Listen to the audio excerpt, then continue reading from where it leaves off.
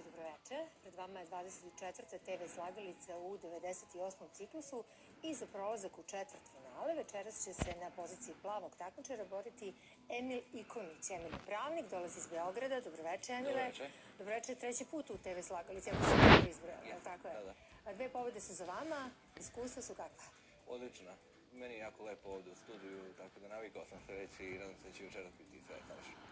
Ali pored toga čini mi se da vam osmeh na licu mame i ove 2 pobjede. To je jako važno. Da, tako je. tako. Da. Sigurni ste, spremni ste? Jesam. Hoćemo li da upoznamo vašu protivnicu? Naravno.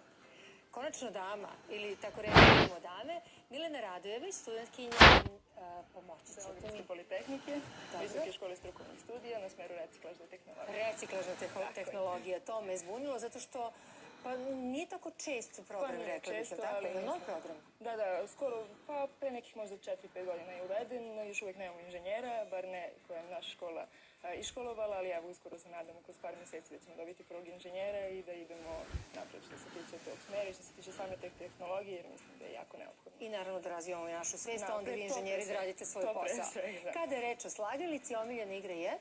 Pa recimo skočku i asocijacije, to... Prvi put u nekom kvizu, prvi put u slagalici, probite led najbolje moguće. Izvolite. Hvala vam. Vaša stolica večeras crvena i kao što znate krećemo odmah igrom čiji je naziv slagalica.